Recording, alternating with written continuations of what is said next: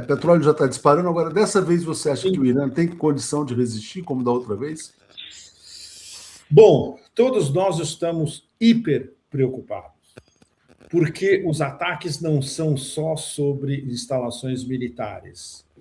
Eu vou dar 3 exemplos para vocês. Eles estão atacando os nós de conectividade do Irã, internos e externos. 3 exemplos. Eles atacaram a estrada de ferro que vai de Mashhad, de Teherã a Mashhad, onde um monte de peregrinos estavam nos trens, porque hoje, quinta-feira, enquanto a gente está conversando, é o dia das cerimônias e vai ser em Mashhad, onde o Ayatollah Khamenei vai ser enterrado no santuário do Imam Reza, que é um dos santuários mais inominavelmente belos do planeta. Ou seja, eles como é que chama? Railways, da estrada de ferro iraniana, eles transferiram todo mundo para ônibus e as pessoas estão indo de ônibus em vez de trem. Ou seja, isso é um bombardeio de uma instalação civil. Segundo exemplo, eles bombardearam no nordeste do Irã, perto da fronteira do Turcomenistão, 40 quilômetros mais ou menos, uma ponte da estrada de ferro Irã, Turcomenistão, Ásia Central, China, Xinjiang. Essa estrada vai até o Xinjiang. Quem construiu e quem pagou essa estrada? A China. Bombardeada pelos americanos de ontem para hoje. Terceiro, eles bombardearam o porto de Chabahar, que é no sudeste do Irã. É onde a gente foi o ano passado, quando a gente estava filmando o nosso documentário sobre o corredor Rússia, Irã, Índia.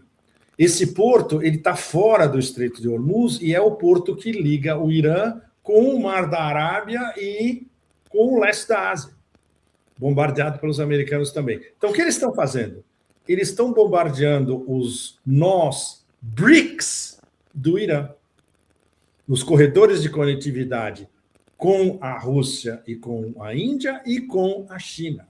Ou seja, a lógica imperial é de uma perversidade absolutamente brutal. Eles vão martelar as instalações civis iranianas e as conexões iranianas com o resto da Eurásia, disfarçado de que eles estão bombardeando alvos militares. Isso é uma preocupação gigantesca para todos nós. Quanto tempo o Irã pode aguentar isso? E aí, Pepe, nesse contexto dessa agressão agora a esses alvos civis, enfim, a gente também tem dado várias matérias de exercícios militares conjuntos China e Rússia, né? Numa live aqui anterior, o pessoal estava dizendo, o Irã é uma etapa, a guerra é contra a China. E a guerra já é contra a Rússia no presente. É contra os três, exatamente. No presente contra o Irã, indiretamente contra a Rússia e futuramente contra a China, né? Sim. Você vê, então, os BRICS se articulando, esses 3 países, por uma reação? Não. Não. Desculpe, mas não só as pessoas com quem eu tenho conversado, nós estamos extremamente pessimistas em relação à cúpula dos BRICS em setembro em New Delhi. Vai ser um desastre. Primeiro porque o anfitrião é o pior possível.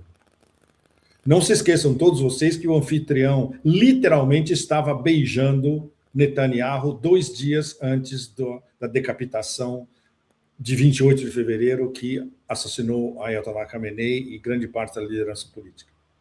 E a Índia não fez nada para apoiar o Irã durante a guerra. Os dois... Até entregou ali o navio, aquela coisa, né? Exatamente, a história do navio. Os dois são membros plenos dos BRICS. Então, de agora... E não tem mais nem tempo, né, Leonardo? Você sabe como funcionam os BRICS. Tem uma grande reunião por mês para preparar, né? E não passa disso, o resto é blá, blá, blá, que não leva a nada. Ou seja, vai ter uma reunião agora em julho, uma última reunião em agosto, e em setembro já é a cúpula. Não tem como resolver um assunto além de espinhoso como esse, e envolvendo, pior ainda, outro membro pleno dos BRICS, os Emirados Árabes, que estavam em guerra declarada nas primeiras semanas contra o Irã também. E hoje estão tentando, os paquistaneses, na verdade, estão tentando chamar os Emirados e escuta, vocês vão ter que se acomodar porque o futuro do Golfo Pérsico não está indo para o lado de vocês, não. Então, tem um mínimo de divisão. Tudo isso são problemas internos dentro dos BRICS. Essa observação é pertinente. Os BRICS não são aliança militar. Sim, não são aliança militar, mas são uma aliança geopolítica e geoeconômica. Quando você tem 3 BRICS sobre ataques do Império, diretos e indiretos, e os 3 principais, na verdade, os 3 principais, a Índia não está entre os principais 3 BRICS. Os 3 principais são Rússia, China e Irã. E o Irã agora é uma potência porque ele infligiu uma derrota estratégica ao Império sozinho. O Irã estrategicamente derrotou 2 potências nucleares, sozinho, sem ajuda de ninguém. E o game changer do século XXI geopolítico é esse, que vai demorar anos para todos nós analisarmos as implicações de tudo isso. Então, se não é uma aliança militar, mas pelo menos uma solidariedade entre os membros. Por exemplo, entre Rússia e China existe. Entre Índia e Rússia e China, raríssimo. Entre Índia e Irã, a gente já viu que não tem. Ou seja, a Índia não é um aliado dentro dos BRICS no momento. E quando você vai analisar mais fundo o famoso complexo de inferioridade das elites indianas que ainda não conseguiram se libertar dos anos sob a submissão do Raj, ao contrário dos chineses que venceram o século de humilhação, quando você compara as reações dos dois, que foram ocupados por potências estrangeiras, é brutal a diferença. Agora, Pepe, a guerra contra a China até agora era uma guerra econômica, né? Não uma guerra militar, uma guerra econômica que perdeu. Guerra comercial, só você olhar todos os indicadores, acabou de sair o número aí de vendas de carros elétricos da China, etc. Enfim, você vislumbra um cenário dessa guerra se transformar numa guerra militar contra a China também? Não a curto e médio prazo, mas considerando o desespero do Império, sem dúvida. A longo prazo, sem dúvida nenhuma. Embora tudo que o Pentágono fez games de uma conflagração no Mar do Sul da China ou em Taiwan, os Estados Unidos perdem. E vão perder cada vez mais porque o processo de militarização da China com armas de ponta, especialmente drones e mísseis... Você viu os submarinos que disparam mísseis nucleares? Os submarinos que disparam mísseis nucleares. A China não tinha nada disso há alguns meses e que nem pensava nisso. Ou seja, qualquer coisa que eles provocarem, seja uma false flag, o que for, usar as Filipinas, qualquer coisa, as perspectivas são negras para todos os cenários. Desestabilizar a China usando o Mar do Sul da China, atores do Sudeste da Ásia ou Taiwan, não funciona. A coesão chinesa é enorme. E militarmente os chineses estão preparados. Totalmente. Isso é algo que eu converso com o meu amigo Zhou Bo. Zhou Bo é um ex-coronel da PLA. Quando eu vou a Pequim, a gente tem sempre uma conversa off the record. É maravilhoso. Olha, não vamos publicar nada da nossa conversa. E aí ele me conta os detalhes da militarização. É um negócio sofisticadíssimo. E não vaza. Só vaza quando eles apresentam alguma coisa, Leonardo. Quando você está vendo o armamento na sua frente, desfilando ou fazendo um teste. É como os chineses trabalham. Como aquele desfile militar, né? Como o desfile onde ficou todo mundo de boca aberta, porque ninguém nunca tinha visto nada parecido. Exatamente. O Pepe, você falou, né? Você tem ido cada vez mais para a China também. Antes você sempre Volto em setembro. Então, e como é que estão, vamos dizer assim, os intelectuais, os pensadores, os formuladores da China em relação a esse novo contexto aí? Bom, isso não vaza em detalhes da mídia chinesa, que, como você sabe, como você deve ter visto nas suas viagens, é o hipercentralizado. Isso você vê, por exemplo, em colunas de opinião nos nossos amigos do Guanxia. Porque o Guanxia tem uma margem de manobra bem mais ampla do que os órgãos tradicionais, CGTN, Global Times, China Daily, etc. Eles podem publicar opiniões de scholars e de, por exemplo, ex-analistas militares que vão um pouco mais fundo. Agora, o mais legal, Leonardo, é o que transita no Weibo e nas redes sociais. Aí vai tudo. É sensacional. Tem discussões seríssimas sobre absolutamente tudo. Porque isso não é centralizado ou tem censura por trás, né? Isso é muito legal. Ou seja, tem um debate social na China enorme sobre tudo. É interessante, Pepe, esse comentário da Dagny, que ela fala as guerras são contra a China, mas na verdade são contra a humanidade, né? A China é uma barreira de contenção, mas se não tivesse China, se não tivesse Rússia, se não tivesse Irã, a humanidade toda estava dominada, né? O sul global inteiro, né, Leonardo? Ou seja, 88%, 89% da população do planeta inteiro. Sim, essa guerra é contra todos nós do sul global, sem dúvida nenhuma. E isso é visto claramente pelos grandes líderes do sul global, como na África subsaariana, infelizmente na América Latina praticamente ninguém, no sudeste da Ásia, que mesmo com uma série de divergências inclusive, por exemplo, problemas não resolvidos como entre Tailândia e Camboja, etc. Mianmar, que ainda como é que chama, colocado de lado por vários dos países do sudeste da Ásia, mas eles veem claramente que a guerra é contra todos, é contra o sul global inteiro. E isso quando você vê, por exemplo, nos fóruns na Rússia. Esse último fórum de São Petersburgo estava um microcosmo do sul global no palco junto com o Putin. Tinha um chinês, tinha um africano e tinha um representante do sudeste da Ásia, que é um microcosmo do sul global, falando de igual para igual com o presidente da Federação Russa, como convidados especiais. Ou seja, os russos veem o sul global muito bem, assim como os chineses. E os iranianos, agora que eles têm um soft power adquirido pela vitória estratégica deles, eles têm um respeito no sul global. Só um exemplo super simples. Você viu as discussões no sul global inteiro de como os Estados Unidos fizeram o possível para eliminar o Irã na Copa do Mundo? Não, exatamente. E agora o Egito também, né? O Egito. Exatamente. Ou seja, o que é? Irã, Egito, o que é? Muçulmanos, sul global. E hoje tem Marrocos, hein, Pepe? Hoje, daqui a pouco tem Marrocos também, vamos ver.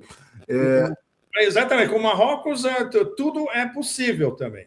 Né?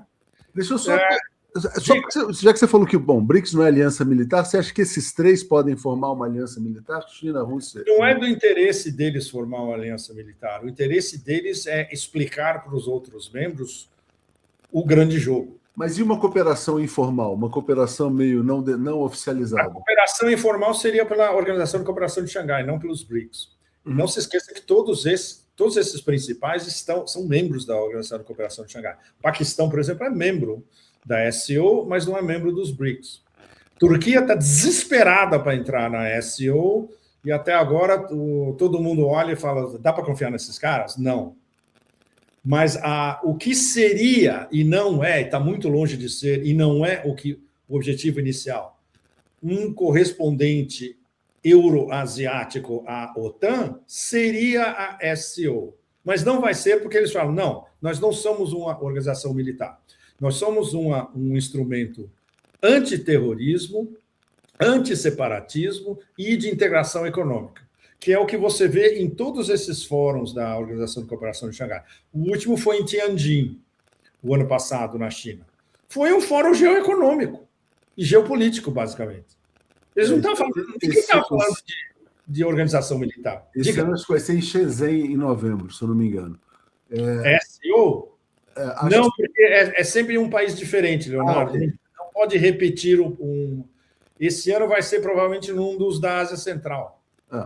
Agora, uma pergunta, Pepe. Você falou assim, quer dizer, olha, que, por exemplo, não se sabe se o Irã vai ter capacidade de resistir. Mas e o Império? O Império tem condição de bancar essa guerra indefinidamente? Tem dinheiro? Pois é, outro. Então a gente está numa situação assim de não solução. Não tem. E aí o X da questão que a demência psicológica de Trump é tão grande que ele está, em várias das suas ações e praticamente toda a sua verborragia nefasta, agindo contra os seus próprios interesses. Não seus próprios interesses, os interesses estratégicos dos Estados Unidos. a reserva estratégica de petróleo dos Estados Unidos, e isso já está espalhado pelo mundo inteiro. Vários de nós escrevemos sobre isso em detalhes. Quando chegar o meio de agosto, é a data fundamental. Porque a partir do meio de agosto, tudo que eles estão jogando da reserva estratégica de petróleo no mercado para abaixar os preços do petróleo, eles não têm mais, eles não vão ter mais. O que isso vai significar a partir do meio de agosto na prática? O preço do petróleo na bomba para o cara que vai encher o tanque na Califórnia, Nevada ou na Flórida, vai disparar. Ou seja, enterra esse vagabundo nos midterms de novembro definitivamente. Ou seja, ele está agindo contra o seu próprio interesse. Ou seja, a estupidez não tem tamanho. E, evidentemente, isso vai provocar uma crise global absoluta, porque aí o preço do petróleo vai disparar mesmo. Não vai ser 70, 80, 80, 100. Vai para 150. Todo mundo sabe disso, Leonardo. E mesmo assim, os caras essa semana bombardeiam o único mecanismo de escape para isso não acontecer, que é sentar na mesa e discutir com o Irã via os paquistaneses, os caras bombardeiam tudo isso. Isso agora, os iranianos estão fazendo algo que os russos ainda não fizeram. Eles falaram, estamos com o saco cheio, acabou nossa paciência. Ah, é? Vocês quebraram o memorando que vocês assinaram? Tudo bem, vocês bombardeiam a gente vai bombardear 2 vezes mais alvos de vocês. Você viu a postagem de ontem do Pezeshkian, dizendo que os Estados Unidos se comportam nas relações internacionais do mesmo modo como eles se comportam na Copa do Mundo? Mas excelente. Mas isso todo mundo já tinha visto, Leonardo. Sabe? Então, o que você achou? Só fazendo um parênteses curioso.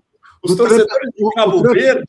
E o Trump anulando o cartão vermelho? O que você achou do Trump anulando o cartão vermelho do jogador e levando de 4-1 da Bélgica depois? Mas foi a metáfora mais... Foi a metáfora insofismável de que é um bando de gangsters.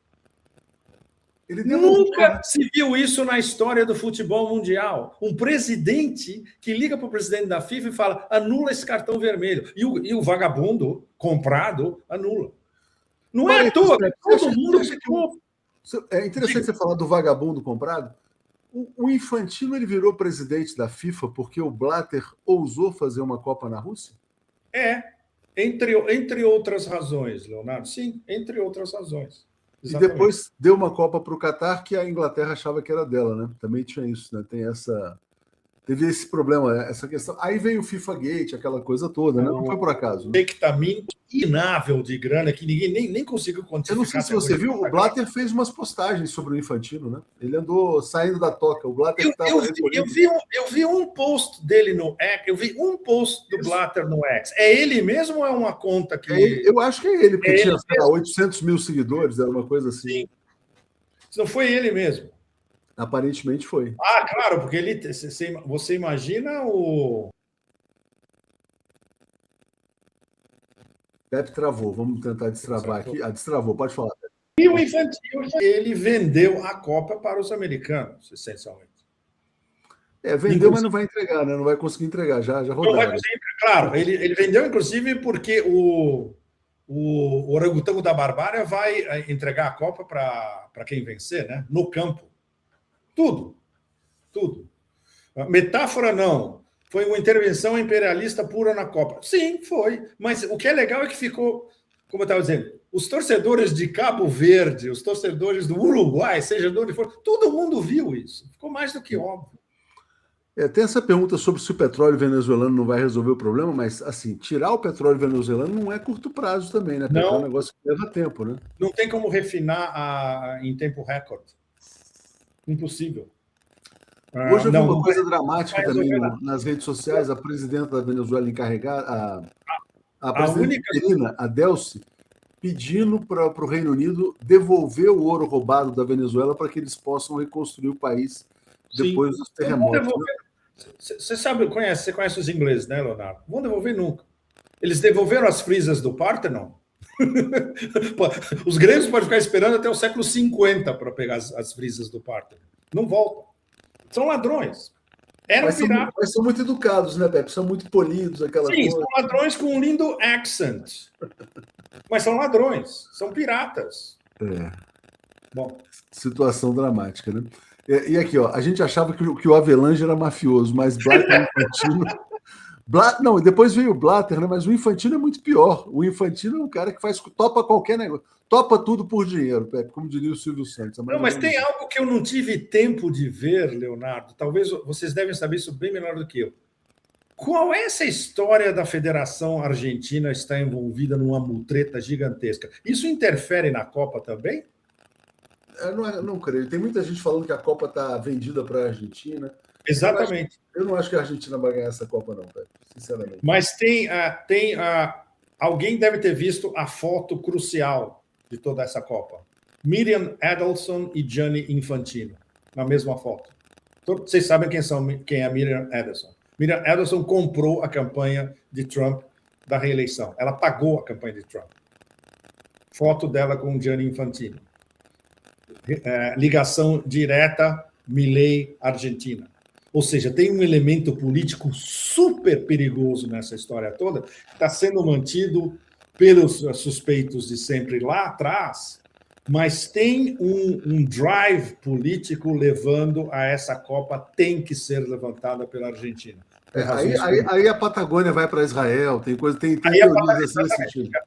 Já estão chegando voos de todos os lados da Patagônia, né? Sim. Eles estão indo para a Ucrânia, eles estão indo para Koh Phangan, na Tailândia, a ilhota do lado de Koh Samui, estão indo para a Patagônia. E aí o que será da América Latina, Pepe, da América do Sul? Olha, eu procuro nem pensar nisso, porque aí eu perco o sono de vez. É muito triste. Isso vocês podem responder muito, você e vocês todos podem responder melhor do que eu. Só vai sobrar o Brasil? Não, a questão é, vai sobrar o Brasil, né? A questão é essa. Exato. Só vai sobrar o Brasil e vai sobrar o Brasil? E o México, né, também, né? Mas o México tem feito uns acordos com os Estados Unidos, né? A Cláudia Sheinbaum, ela mantém vamos dizer assim, a Mas postura... eles são vizinhos, Leonardo. Você não pode antagonizar uma fera alucinada como essa. Você tem que ser... Ela é uma ótima diplomata. Muito, Cláudia. Ótima diplomata. Ela sabe que ela não pode antagonizar frontalmente, porque esses caras estão totalmente fora de controle. Especialmente eles vendo que o controle deles sobre o planeta está slipping, como diria o Little Richard, slipping and sliding. E a questão cognitiva do Trump? Não sei se você viu ontem ele também chamando o Irã de Japão, falando... demência. Já tem quadros clínicos sendo publicados de intimações de demência, né? E vários desses caras são super bem qualificados. É uma possibilidade. O que foi? A República Islâmica do Japão, né? Ele falou que ele está atacando a República Islâmica do Japão, exatamente, né? Bom, aqui, ó, Pepe, acredito que o sistema de pagamentos tipo PIX entre países BRICS não seria a melhor forma de sucumbir mais rapidamente os Estados Unidos? O candidato aqui da direita, o Flávio Bolsonaro, está dizendo que o PIX, que é o Sistema Brasileiro de Pagamentos, não pode ser oferecido aos países de fora do Ocidente, que o Brasil tem que ser parte do Ocidente coletivo, aquela coisa toda, né? Então a gente esse vagabundo é um emissário do Zionist Axis, né? Também, exatamente. Ele só pode falar isso. Mas seria, por exemplo, o que os BRICS, nos seus intermináveis testes de laboratório de sistemas de pagamento alternativos, eles estão basicamente tentando refinar algo muito parecido com o PIX. Que, por exemplo, se a cúpula esse ano fosse em um BRICS sério, eles já poderiam anunciar. Por exemplo, isso começou a ser discutido antes da cúpula de Kazan, continuou a ser discutido antes da cúpula do Rio ano passado, tinha indícios que depois da cúpula do Rio isso ia avançar cada vez mais, e agora parou completamente. Mas eles a ideia fundamental dos russos é um sistema de pagamento alternativo com muitas similaridades ao PIX.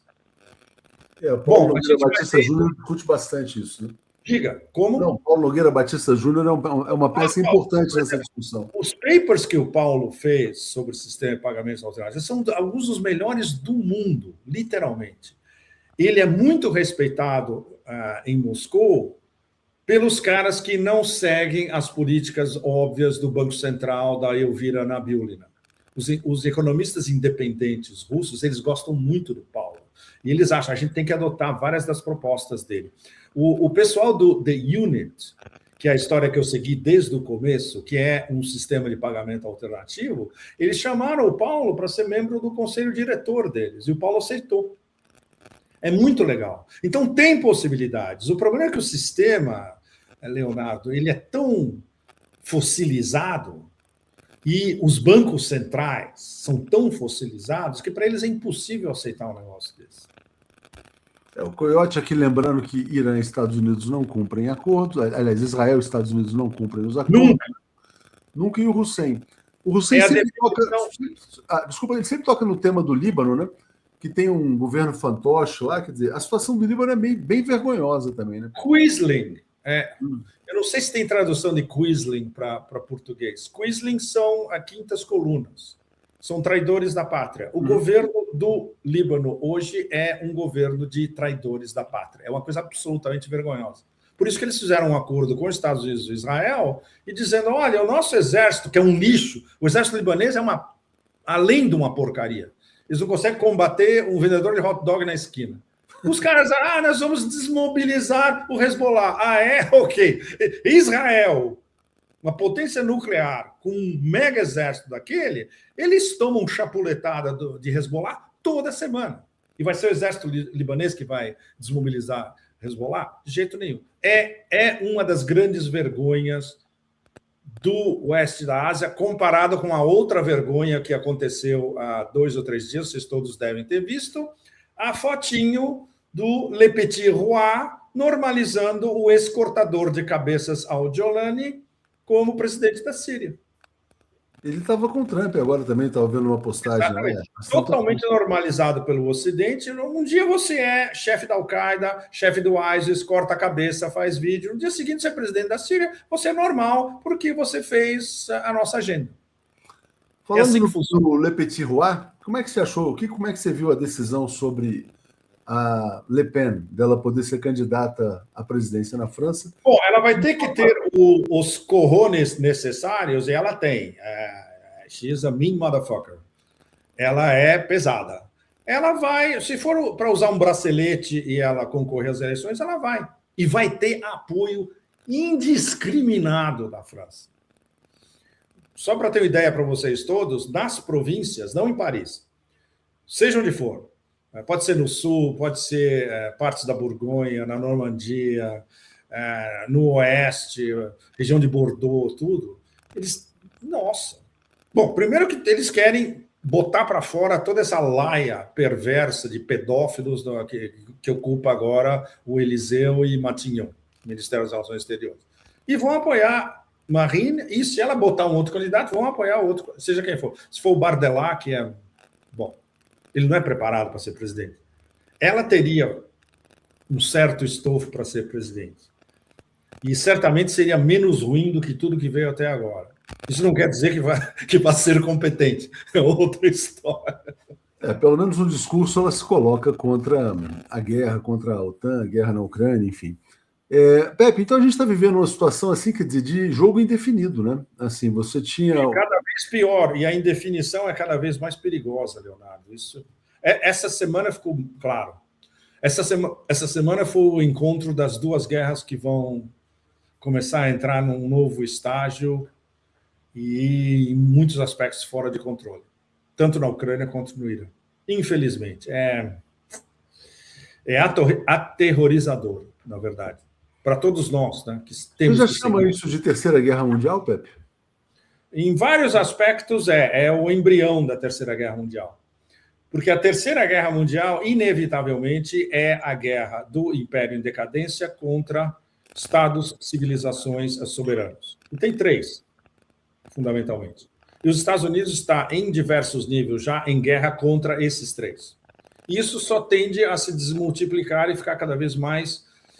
Não vai ter como gerenciar isso a partir de um certo momento. Porque vai cair a ficha nas elites americanas. Os donos do jogo.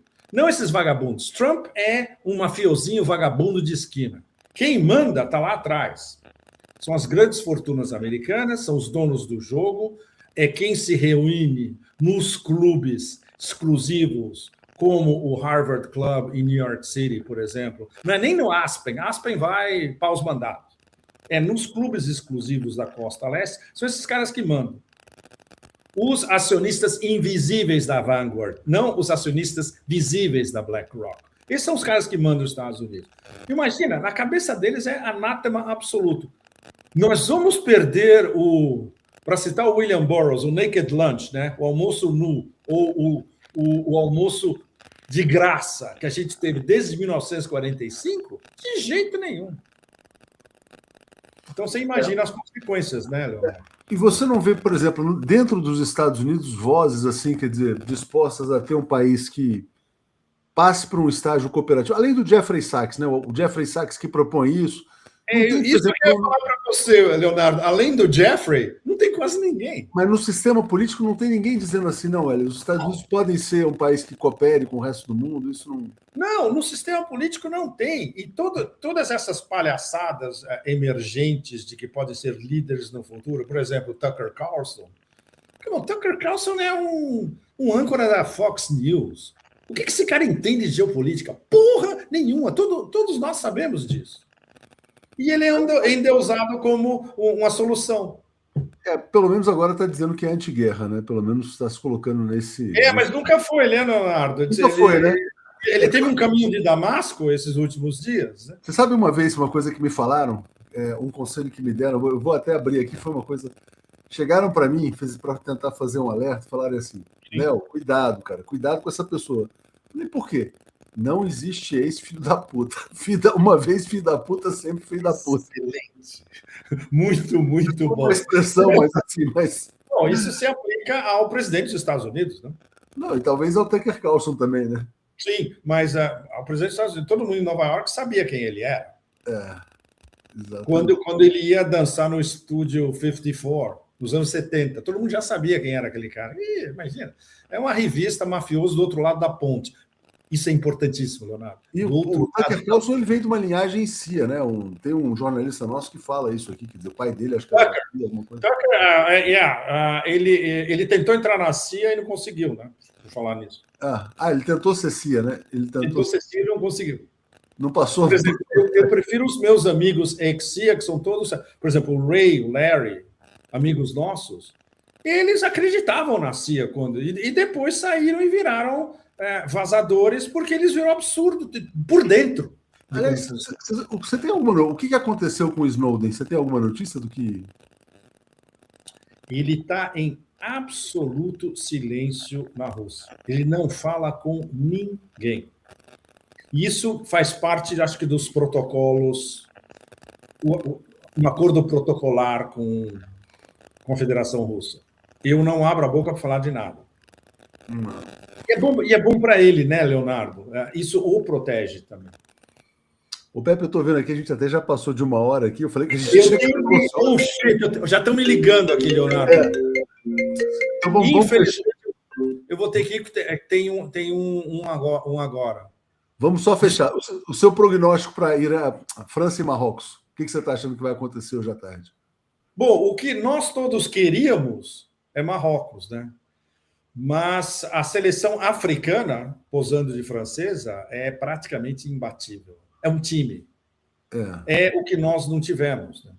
Eu quase chorei na frente da televisão vendo o vexame da dita seleção brasileira. Mas o norueguês que fez os gols é bacana, é um cara legal. Não, ele é bárbaro. Ele foi lá e aproveitou. Agora, a incompetência do nosso lado foi um negócio além da imaginação. É isso. Pepe, espero que a gente volte a se falar em breve aí. Sim. Eu sei que você tem outros compromissos. Vamos nos falar durante esse verão horrendo. O que vem pela frente vai ser mais horrendo ainda. Sem dúvida.